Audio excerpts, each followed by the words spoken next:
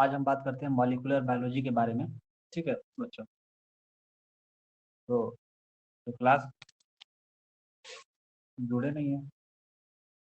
शायद मैं 5 बजे रखा था, कोई समस्या नहीं है क्योंकि 5 बजे का तो टाइम। अभी देख लेते हैं molecular biology. Molecular biology basic आपके जो चैप्टर में बहुत छोटे छोटे टॉपिक्स हैं, जैसे में स्ट्रक्चर ऑफ डीएनए या जीन्स वगैरह, क्या यही सी। तो आज हम क्या देखते हैं, मॉलिक्यूलर बायोलॉजी। मॉलिक्यूलर बायोलॉजी में बेसिकली सबसे पहला जो टॉपिक पूछा जाता है 1 नंबर में, व्हाट इज जीन। जीन क्या होता है, छोटा सा नॉर्मल है, तुम्हें भी पता है कि जीन क्या होता है। कि किसी भी मतलब कोई भी जेनेटिक इंफॉर्मेशन बोलो या डायरेक्ट एक्टिविटी ऑफ सेल जो लाइफ टाइम्स वगैरह में होती है, मतलब कि किसी भी सेल्स का पैरेंट टू प्रोजेनी में जाना, वही होता है जेनेटिक ऑर्डर या जीन्स वगैरह, इसी को बोलते हैं। कि पेरेंट्स कोई भी मैसेज या कोई भी सिग्नल्स हो गया या कोई भी चीज ऐसी चीज जो पेरेंट्स से ट्रांसफर होती है। ठीक है।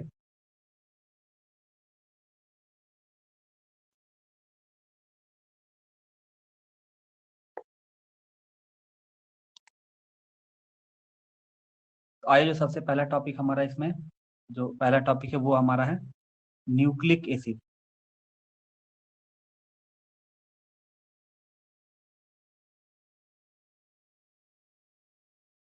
तो न्यूक्लिक एसिड क्या है, एक फाउंडेशन ऑफ, मतलब कि हमारी क्या, एक फाउंडेशन ऑफ लाइफ है, या बोल सकते हो एक इनकोडिंग ऑफ प्रोटीन है, जिसमें क्या होता है कि एंजाइम अपने आप को एक स्ट्रक्चरल, एक फंक्शनल ऑर्गेनिज्म या मतलब एक तरह बिहेव करता है।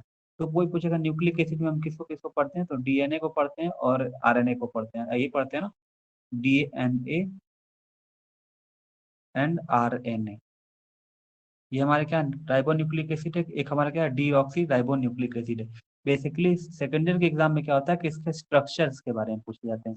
आप स्ट्रक्चर समझ रहे हो, कि डीएनए का स्ट्रक्चर ड्रॉ करो और या आरएनए का स्ट्रक्चर ड्रॉ करो, या बेसिकली पूरे स्टडी करो इसको पूरा। कहाँ गए भाई बच्चे भाई।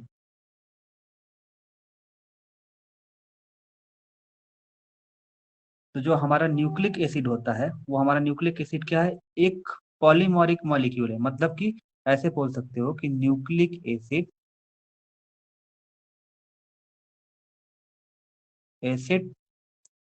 Are large polymeric large polymeric compound large polymeric compound of repeating units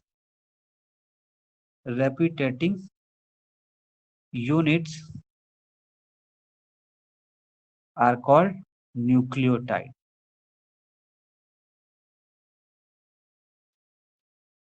तो जो पॉलीमेरिक यूनिट होती है, रेपिटेटिंग यूनिट होती है किसी भी न्यूक्लिक एसिड की, या बोल सकते हो कि न्यूक्लिक एसिड एक ऐसी चीज है या एक ऐसी पॉलीमेरिक कंपाउंड है, वो किसकी है, तो एक न्यूक्लियोटाइड से मिलके हमारा क्या बनता है कि जो हमारा न्यूक्लियोटाइड से मिलकर क्या बनता है, हमारा न्यूक्लिक एसिड का फॉर्मेशन करता है।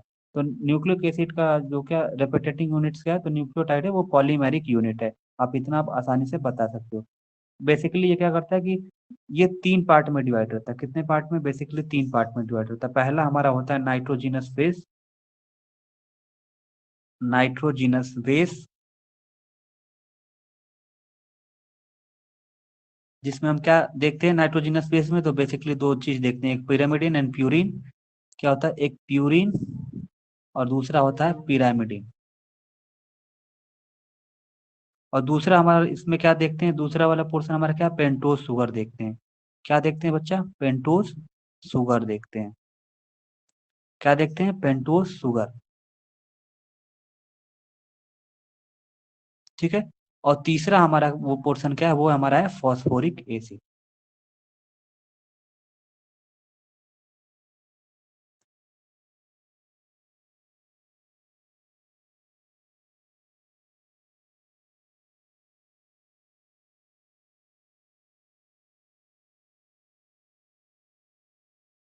तो बेसिकली हमने क्या देखा कि जो हमारा न्यूक्लिक एसिड था वो किससे बना था, तो पॉलीमेरिक मॉलिक्यूल्स होते हैं जो रेपिटेटिंग यूनिट होती है, न्यूक्लियोटाइड्स, इससे मिलके बना होता है। बेसिकली हमारा जो न्यूक्लियोटाइड होता है वो बेसिकली 3 पार्ट में डिवाइड होता है, 3 पार्ट्स में। 3 पार्ट्स में डिवाइड, एक न्यूक्लियोटाइड बेस जिसमें या तो प्यूरिन होगा या पिरामिडिन होगा, ये होगा। और दूसरा हम देखते हैं पेंटोज शुगर, और तीसरा हमारा होता है फॉस्फेरिक एसिड होता है। स्टार डाल के यहाँ पे जरूर आप लोग लिख लेना, नोट्स ऐसे ही बनाना न्यूक्लिक एसिड का, फिर उसके अंदर दिखाना डीएनए और आरएनए इसमें क्या होता है। Two type of nucleic acid depend upon the pentose sugar. तो यहाँ पे दिखाना कि this two type of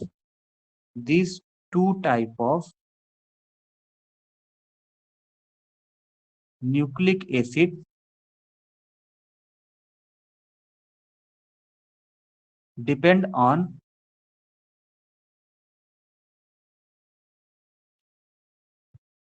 pentose sugar. किस पे डिपेंड करता है? पेंटोज शुगर पे डिपेंड करता है। एंड दे कंटेन, जो मतलब दो तरह का होता है। एक पहला क्या होता है, एक जिसमें राइबोस, जैसे कि कोई कंटेनिंग राइबोस,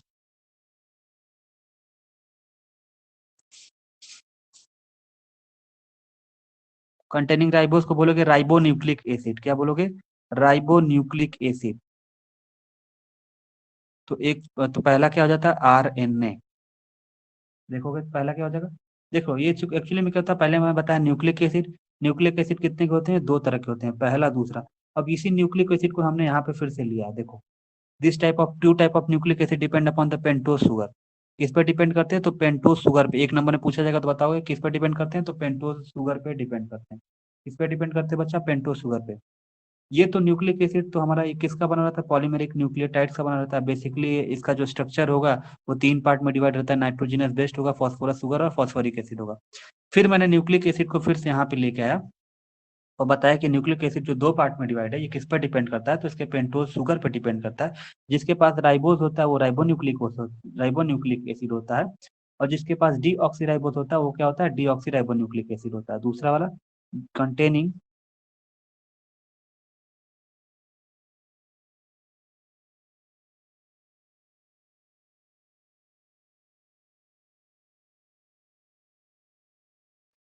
डीऑक्सीराइबोन्यूक्लिक एसिड, तो वो जिसके पास होता है कंटेनिंग डीऑक्सीराइबोन्यूक्लिक एसिड, वो क्या होता है? डीएनए होता है। और जिसके पास एक होता है उसके क्या बोलते हैं? आरएनए बोलते हैं।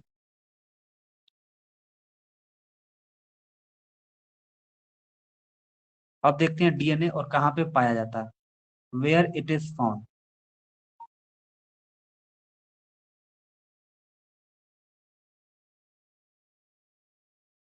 पहले देखो क्या हुआ, न्यूक्लिक एसिड बेसिकली डीएनए और आरएनए। न्यूक्लिक एसिड किसका बना होता है? तो लार्ज पॉलीमेरिक कंपाउंड रेपिटेटिंग यूनिट्स का बना होता है। बेसिकली इसके स्ट्रक्चर जो होता है, इसका स्ट्रक्चर बोलोगे थ्री पार्ट स्ट्रक्चर। स्ट्रक्चर इसका तीन पार्ट में डिवाइड रहता है, एक नाइट्रोजनस बेस, पेंटोज शुगर और फॉस्फोरिक एसिड। फिर मैंने न्यूक्लिक एसिड को यहाँ लाया। मैंने बोला कि दो टाइप का होता है और दो तरह का होता है, और किस पर डिपेंड करता है? अगर ये पेंटोज शुगर के ऊपर डिपेंड करता है। अगर पेंटोज शुगर में इसके पास राइबोस होगा तो ये राइबो न्यूक्लिक एसिड होगा, मतलब कि आरएनए। अगर इसके पास डीऑक्सीराइबोन्यूक्लिक एसिड होता है तो ये डीएनए होता है। अब मैं पता कर लेते हैं कि भाई ये कहाँ कहाँ पाया जाता है, मतलब कि डीएनए कहाँ पे पाया जाता है और आरएनए कहाँ पे पाया जाता है। तो डीएनए हमारा कहाँ होता है? डीएनए कहाँ पे पाया जाता है? तो DNA is found in chromosomes. कहाँ पे? क्रोमोसोम्स। प्लास्टिड में मिल सकता है, प्लास्टिड में मिल सकता है, और कहाँ मिल सकता है? और माइटोकॉन्ड्रिया में मिल सकता है। तो कोई पूछेगा कि डीएनए कहाँ पाया जाएगा, तो बताओगे या तो क्रोमोसोम्स मिलेगा, या तो प्लास्टिड में मिलेगा, या तो माइटोकॉन्ड्रिया में मिलेगा। तो डीएनए का अगर लोकेशन पूछे वेयर डीएनए इज फाउंड, तो बोलोगे क्रोमोसोम्स में सर पाया जाएगा, नहीं तो प्लास्टिड में पाया जाएगा, नहीं तो माइटोकॉन्ड्रिया में पाया जाएगा। और मैं पूछूंगा वेयर आरएनए कहाँ पे अगर होगा, तो बोलोगे आरएनए भी क्रोमोसोम्स में, या तो न्यूक्लियर अप्लाई में, या साइटोप्लाज्म में दिखेगा। कहाँ पे? Is found chromosomes, nucleoli, cytoplasm में।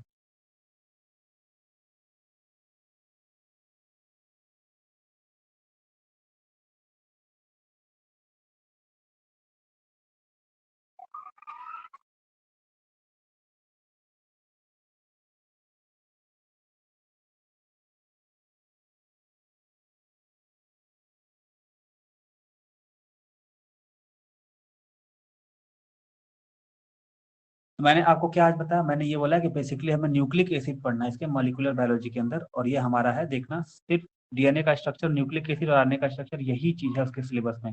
और जेनेटिक कोड, इससे ज्यादा कुछ नहीं अगर आप सिलेबस में देखोगे तो। मैंने बोला है कि न्यूक्लिक एसिड डीएनए और आरएनए किस में आते हैं, न्यूक्लिक एसिड में। मैंने न्यूक्लिक एसिड किसका पॉलीमेरिक यूनिट है, रेपिटेटिंग यूनिट है, तो बताओगे न्यूक्लियोटाइड का है। किसका, न्यूक्लियोटाइड का है। फिर मैं बोला बेसिकली इसका जो स्ट्रक्चर होता है वो तीन पार्ट में होता है, एक नाइट्रोजनस बेस, शुगर और फॉस्फोरिक एसिड। अभी जब हम ड्रॉ करके दिखाएंगे तो आपको दिखेगा। मैंने फिर से बोला कि जो न्यूक्लिक एसिड होता है वो किस पे डिपेंड करता है, तो पेंटोज शुगर पे डिपेंड करता है। पेंटोज शुगर मतलब पेंटोज शुगर ही बताएगा कि कौन सा डीएनए कौन सा आरएनए है। जिसके पास राइबोज शुगर होगा वो बताएगा कि वो आरएनए है, जिसके पास डीऑक्सीराइबो न्यूक्लिक एसिड होगी या डीऑक्सीराइबोज होगा तो वो क्या बताएगा कि वो डीएनए के बारे में बताएगा। फिर मैंने इसमें बताया कि डीएनए की लोकेशन कहाँ पे है, आरएनए की लोकेशन क्या है। तो डीएनए कहाँ पाया जाता है, तो क्रोमोसोम्स और प्लास्टिन माइटोकॉन्ड्रिया के अंदर, और आरएनए कहाँ मिलेगा, क्रोमोसोम न्यूक्लियाई और साइटोप्लाज्म के अंदर। इतना हो गया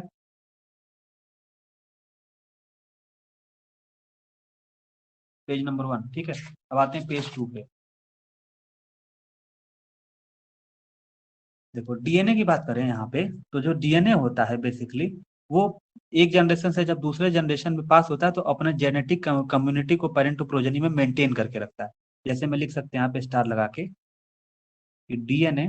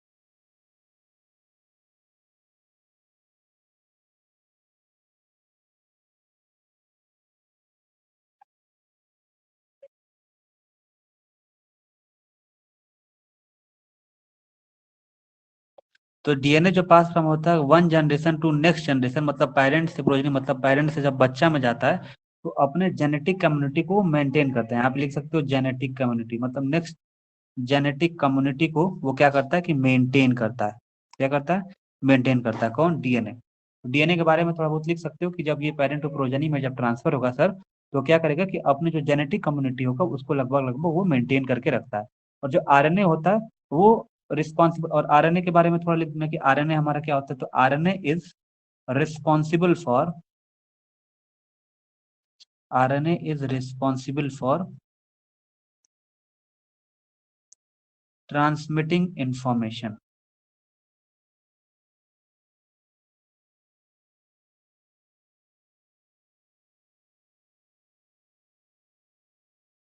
क्या करता है कि आरएनए क्या करता है, ट्रांसमिट करना, मतलब इंफॉर्मेशन को ट्रांसमिट करना कहाँ से कहाँ तक, तो बोलना फ्रॉम न्यूक्लियस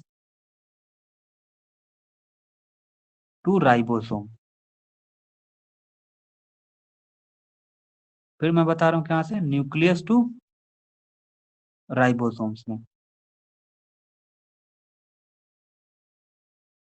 जहाँ प्रोटीन सिंथेसिस अकर होती है।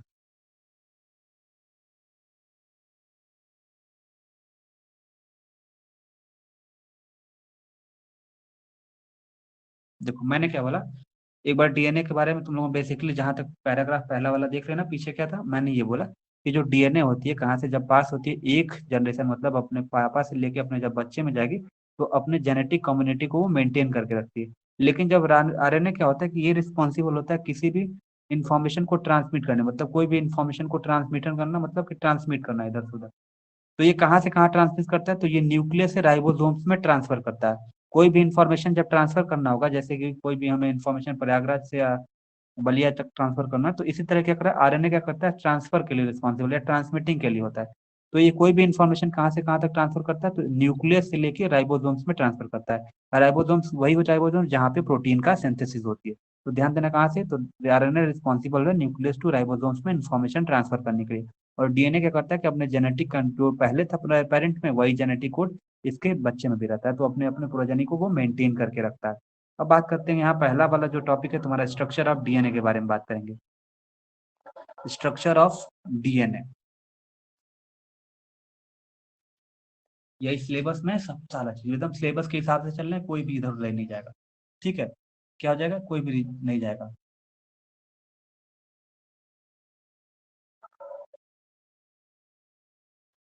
बेसिकली इसमें क्या होता है, डी ऑक्सीराइबो इट स्टैंड फॉर, पहले बताओगे it stand for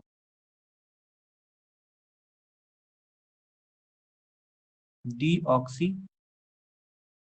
ribonucleic acid.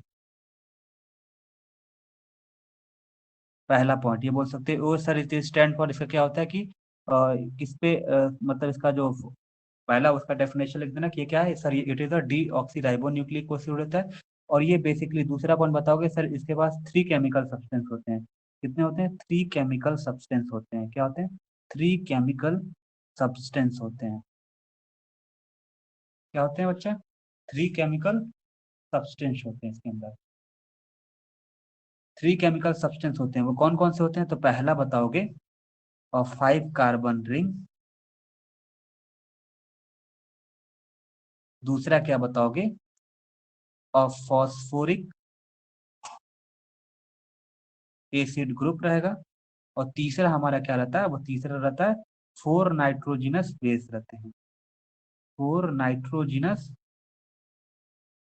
4 nitrogenous base रहते हैं। बेसिकली ये केमिकल सब्सटेंस कितने होते हैं, 5 कार्बन रिंग होती है, फिर उसके बाद फॉस्फोरिक एसिड होता है, 4 नाइट्रोजिनस बेस होते हैं। और वो 4 नाइट्रोजिनस बेस कौन कौन से होते हैं, तो आप बता सकते हो एडेनिन, सर एडेनिन होता है, फिर ग्वानिन होता है, फिर कहोगे सर साइटोसिन होता है। क्या होता है, साइटोसिन। फिर क्या बताओगे, ग्वानिन, एडेनिन, ग्वानिन, साइटोसिन, और क्या होता है, और कहोगे सर थाइमिन होता है। लेकिन यही थाइमिन जो होता है वो डीएनए में पाया जाता है, लेकिन आरएनए में क्या पाया जाता है, वहां पे यूरेसिल्स पाया जाता है। तो समझ गए, जब भी डीएनए का स्ट्रक्चर बनाने के लिए पूछा जाएगा तो आप आराम से बना सकते हो। देखो हमने क्या बोला कि 5 कार्बन की रिंग होगी, फास्फोरिक एसिड होगा और 4 नाइट्रोजनस बेस होगा। और 4 नाइट्रोजनस बेस में कौन सा होगा, पहला एडेनिन, दूसरा ग्वानिन और तीसरा साइटोसिन और चौथा थाइमिन। अब ये इतना करने के बाद इसका स्ट्रक्चर बनाना, फिर इसके बारे में लिखना। बेसिकली सर ये डीऑक्सीराइबोन्यूक्लिक एसिड है, इसके 3 केमिकल सब्सटेंस होते हैं, 5 carbon ring, phosphoric acid, 4 nitrogenous base, adenine, guanine, cytosine, thymine. अब इसका क्या करना कि तुम स्ट्रक्चर को ड्रा करना। क्या करना, स्ट्रक्चर को ड्रा करना। पहले तो बता देना कि क्या क्या रहता है, फिर उसके बाद स्ट्रक्चर को ड्रा करना। पहले क्या जरूरत पड़ेगी, फास्फोरिक एसिड की। फास्फोरिक एसिड के बारे में पहले फास्फोरिक एसिड की जरूरत पड़ेगी, मतलब डीएनए के स्ट्रक्चर बनाने के लिए। तो कहोगे सर फास्फोरिक का स्ट्रक्चर बना देते हैं सर, पी। और फास्फोरिक एसिड का होता है ओ, यहाँ से एच, और यहाँ से ओ लगा रहेगा, फिर यहाँ पे एच, और यहाँ पे लगे रहेगा ओ, और फिर यहाँ पे एच लगा रहेगा, और डबल बॉन्ड के साथ यहाँ पे ओ लगा। तो ये हमारा क्या, फॉस्फोरिक एसिड का स्ट्रक्चर है। फिर बोलोगे सर हमें दूसरे चीज पे क्या जरूरत थी, तो मैंने बोला कि फॉस्फोरिक एसिड ग्रुप तुमने बता दिया, बना दिया। मैं कहूँगा बच्चा फिर जो तुम्हें सेकंड नंबर पे क्या जरूरत पड़ेगी, तो बोलूंगा सर, सर हमें जरूरत पड़ने वाली है डी ऑक्सी राइबो शुगर, मतलब 5 कार्बन की रिंग चाहिए। मैं कहूँगा ठीक है, तो हमें क्या चाहिए, डी ऑक्सी राइबोस शुगर। तो इसमें 5 कार्बन की रिंग बनाओगे ऐसे, 1, 2, 3, 4, मतलब रिंग बन गई 5 कार्बन की। इस कार्बन पे क्या लगा दो, ओ OH लगा दो, और इस कार्बन पे क्या लगा दो, H लगा दो, और बस अल्टरनेट लगा दो। तब यहाँ पे ओ OH कर दो, यहाँ पे H कर दो, यहाँ पे ओ OH कर दो, इधर मतलब ओ OH कर दो, H कर दो, मतलब यहाँ पे H कर दो, और यहाँ पे क्या कर दो, ओ OH कर दो। फिर यहाँ पे इसका इसके इसके पैरेलल चलो, यहाँ पे H H, यहाँ पे ओ OH ओ OH, और यहाँ पे क्या कर दो तुम, CH2 OH कर दो, और यहाँ पे कर दो नीचे H। एच एच एक साथ रहेंगे बाहर वाले, और ये ओ एच अंदर एक साथ रहेंगे, तो ये हमारा क्या हो गया, डी ऑक्सी राइबोस शुगर हो गया। फिर तुम्हें तीसरे चीज की क्या जरूरत पड़ने वाली थी, मैंने वो बोला था तीसरा चीज हमें क्या था, तो सर 4 नाइट्रोजिनस बेस हमारे होने पास होना चाहिए, एक एडेनिन, ग्वानिन और साइटोसिन और थायमिन का स्ट्रक्चर। तो हमें 4 चीज की जरूरत पड़ेगी, यहाँ पे 4 चीज की जरूरत पड़ेगी, फिर बाद में हम यहाँ पे स्ट्रक्चर बना देंगे। तो जो जरूरत की चीजें हैं, रिक्वायर्ड, रिक्वायर्ड यहाँ पे लिखेंगे, फिर क्या चीज, सारा चीज स्ट्रक्चर पहले ड्रॉ करना, कहना सर एडेनिन का स्ट्रक्चर, इधर सर थाइमिन का स्ट्रक्चर,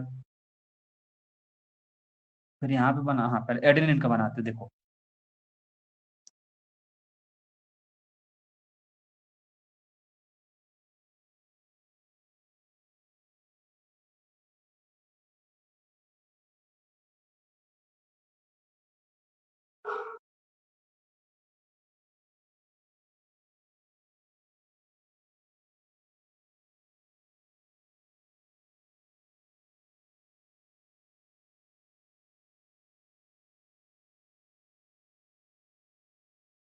ये हमारा क्या एडेनिन का स्ट्रक्चर है।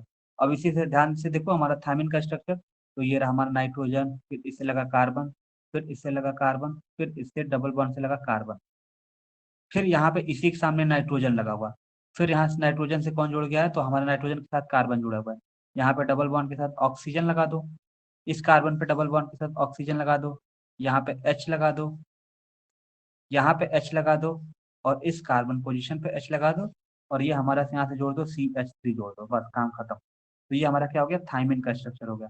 अब नीचे हमें किस चीज का चाहिए, ग्वानिन का चाहिए, किसका चाहिए, ग्वानिन का चाहिए। तो ग्वानिन, ग्वानिन में क्या देखो, नाइट्रोजन हो गया, फिर यहाँ पे ये कार्बन हो गया, कार्बन फिर डबल बॉन्ड कार्बन, नाइट्रोजन, फिर इसके साथ हमारा कार्बन लगा, इसके साथ एच लगा देना, इस कार्बन के ऊपर डबल बॉन्ड हो, जैसे ये स्ट्रक्चर दिखेगा बिल्कुल ऐसे दिखेगा, ये भी जो जो स्ट्रक्चर देखे हो ऐसे।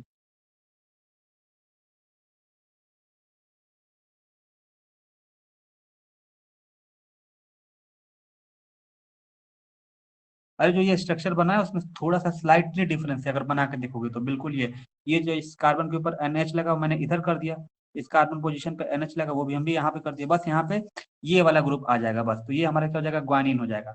और हमें क्या चाहिए थी, साइटोसिन चाहिए, क्या चाहिए, साइटोसिन चाहिए। तो जो ये स्ट्रक्चर बिल्कुल इसी के सिमिलर ये भी होता है, C डबल बॉन्ड हो, जैसे यहाँ पे था ऐसे था, मैंने कर दिया।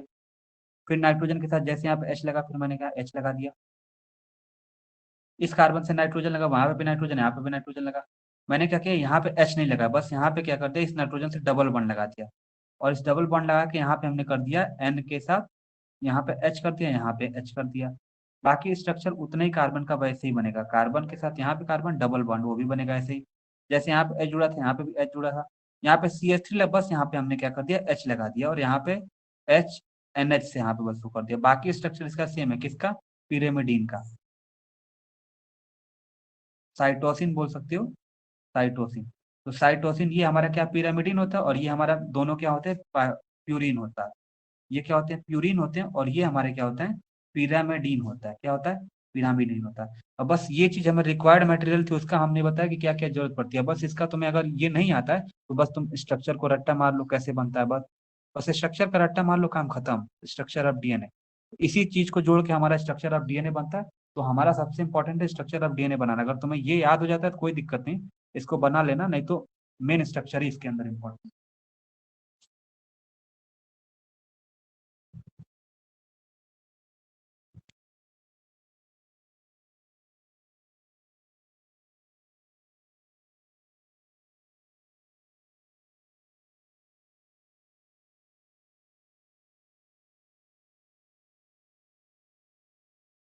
ये H, इससे क्या जुड़ा, O, फिर यहाँ से कर लेते हैं H, और यहाँ पे कर लेते हैं H, और ये हमारा होता है एडेनिन, और यहाँ पे कर लेते हैं H, और इससे जोड़ लेते हैं CH2, और यहाँ पे हो जाता है H, बाकी स्ट्रक्चर को कंबाइन कर दो बस।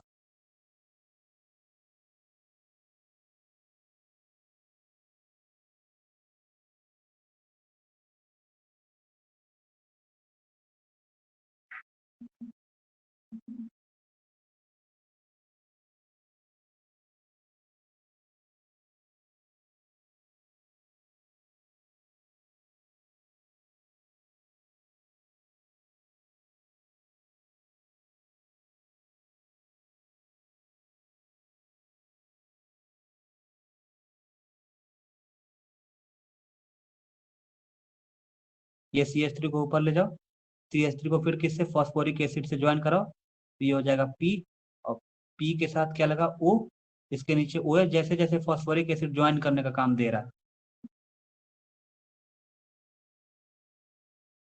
ये एडेनिन हो गया, ग्वानिन हो गया, एडेनिन हो गया, ठीक है। और फिर उसके बाद इसी ऑक्सीजन से फिर जोड़ दो फॉस्फोरिक एसिड वाला जो है उसी मॉलिक्यूल से, इसके साथ OH, जैसे ये वाला स्ट्रक्चर सेम है, फिर यहाँ से डबल बॉन्ड O, फिर यहाँ पे O, CH2।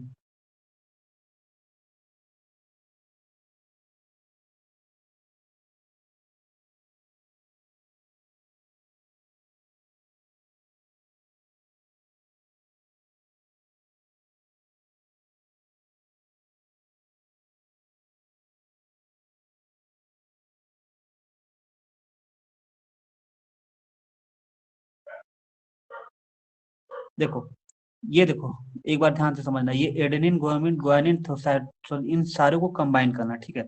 तुमने क्या कि यहाँ पे ग्वानिन कर दिया, यहाँ पे एडेनिन कर दिया, यहाँ पे सारा स्ट्रक्चर वही है। ये हमारा डीऑक्सीराइबो न्यूक्लिक डीऑक्सीराइबोस के हमारे ये मॉलिक्यूल है, ठीक है। ये मॉलिक्यूल है, ठीक है। इस मॉलिक्यूल को तुमने रखा, इस मॉलिक्यूल को तुम किससे ज्वाइन कर रहे हो, फॉस्फोरिक एसिड से। सारे जगह पे देखो, इस CH3 से कौन जुड़ रहा है, पी के साथ ओ, OH और O, ये वाला कंपाउंड जुड़ रहा है।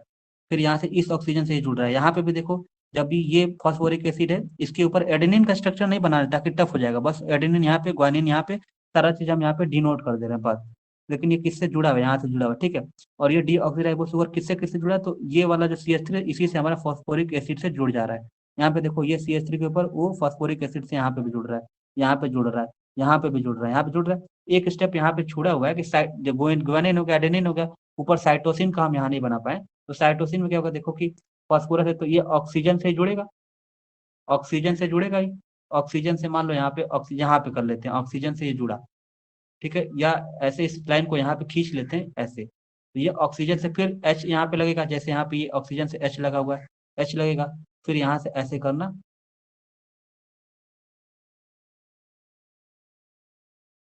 ऐसे करना, यहाँ पे कर देना H, यहाँ पे भी H, यहाँ पे भी क्या कर देना, H, और यहाँ पे OH।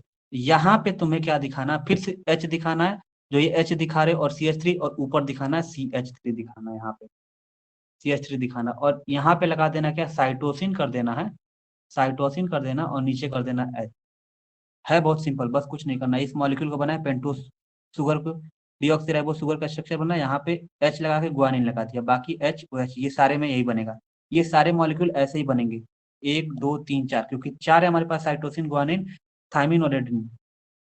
तो ये चार है, तो मुझे मतलब इस फॉक्स, मतलब जो हमारा ये डीऑक्सीराइबो शुगर का जो 5 वाला स्ट्रक्चर है, इस पे, इस चार पे जो ये इस वाले पोजीशन पे एडेनिन, ग्वानिन, साइटोसिन को हमें दिखाना है। क्या करना है, इसके ऊपर हमें क्या करना है बच्चा, दिखाना है। साइटोसिन, ग्वानिन और थायमिन के स्ट्रक्चर को दिखाना है। यहाँ ग्वानिन नहीं होगा, यहाँ पे थायमिन होगा। थायमिन मतलब कि साइटोसिन, ग्वानिन, एडेनिन, थायमिन को दिखाना है यहाँ पे, इस पॉइंट पे इसका स्ट्रक्चर ड्रॉ कर देंगे ये वाला इसके ऊपर, यहाँ पे तो बड़ा हो जाएगा। बस क्या करना है कि पेंटोज शुगर जो हमारा रहेगा, 5 रहेगा ना, तो एक ये हो गया, दो हो गया, तीन हो गया, चार हो गया, हुआ।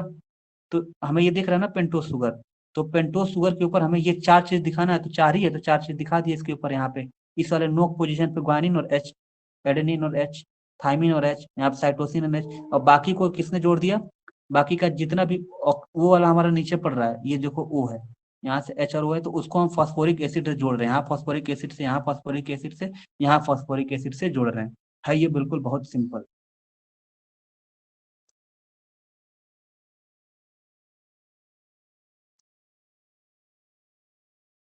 एक मिनट रुको, तो मैं ऐसे ही करता हूँ।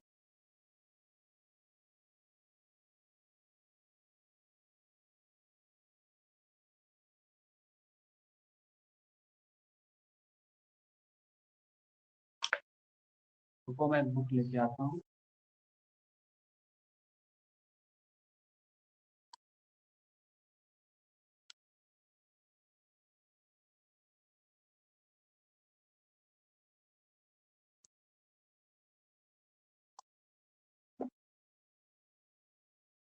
देखो, इस स्ट्रक्चर को तुम्हें दिखाना चाहूँ, इस स्ट्रक्चर में,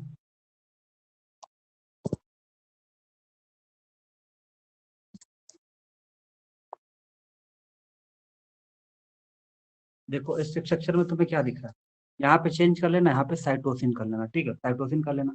ये तुम्हारे क्या है कि 5 कार्बन के, तुम्हारे ये 5 कार्बन क्या है, तो ये हमारे क्या है, डीऑक्सीराइबोस है। तो डीऑक्सीराइबोस तुमने पाँच एक, क्योंकि 4 पे हमें लगाना है, ग्वानिन लगाना है, साइटोसिन लगाना है, एडेनिन लगाना है, ठीक है।